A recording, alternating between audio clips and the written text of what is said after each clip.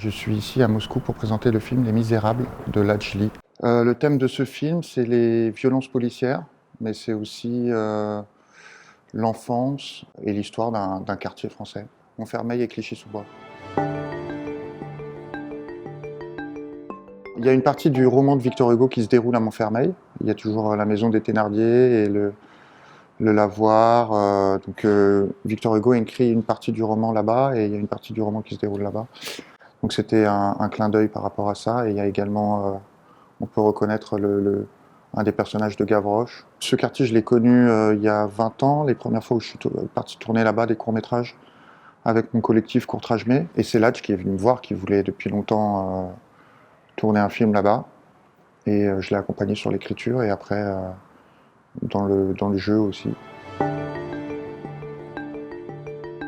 Comédien, c'est arrivé un peu par hasard. J'étais ami avec Romain Gavras, qui est cinéaste et qui m'a proposé un rôle quand j'étais jeune, j'ai accepté. Et scénariste, j'ai pas fait d'école, j'ai pas de formation de scénariste, mais j'avais écrit des courts-métrages et des longs-métrages, mais qui n'avaient pas été portés à l'écran.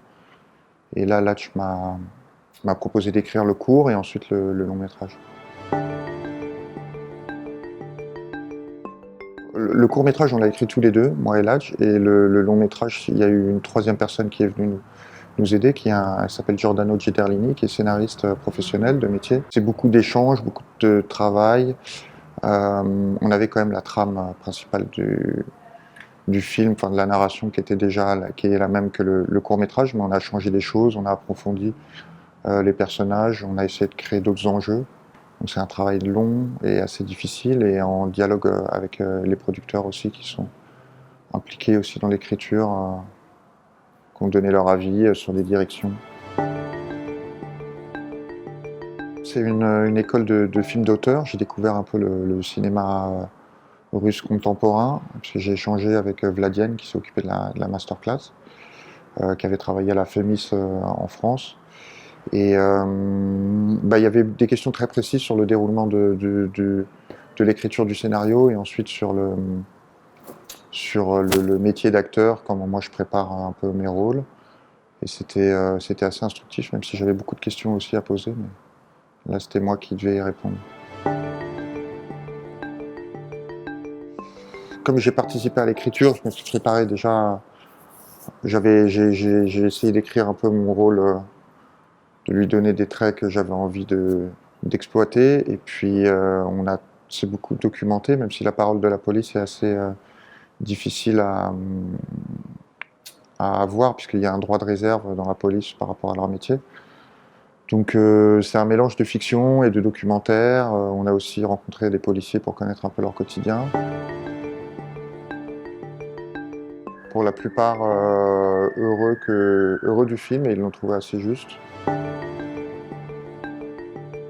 Alors Courtrage-Mai, c'est un collectif qui a été créé en 1995 par Romain Gavras, Kim Chapiron, Toumani Sangaré. Et il y a plus d'une centaine de membres. Donc il y a des comédiens, des réalisateurs de documentaires.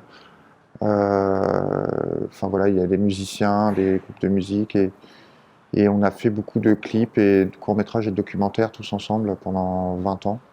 Et c'était un collectif assez libre et la plupart du temps on filmait avec des caméras DV, c'était des petites caméras DV qui étaient arrivées à l'époque. Et c'était aussi l'époque où il y avait les logiciels de montage qui étaient un peu arrivés chez les gens, donc le cinéma devenait plus accessible, donc c'était fait de manière artisanale et spontanée.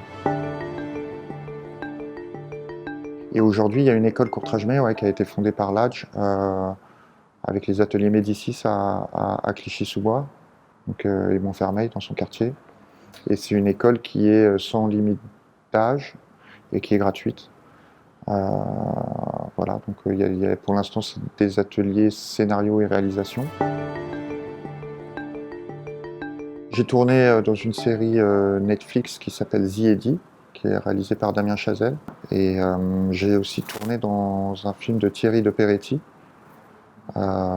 qui devrait sortir, on l'espère, en 2020, qui est sur un scandale d'État, un responsable de l'OCTRIS, donc l'Office contre le trafic international de stupéfiants, qui a été mis en examen pour des faits de complicité. Et donc ça traite un peu de ce sujet particulièrement, et c'est adapté plus ou moins d'un livre d'Emmanuel Fansten, qui est un journaliste de Libération, qu'il avait coécrit avec Hubert Avoine, qui était un infiltré.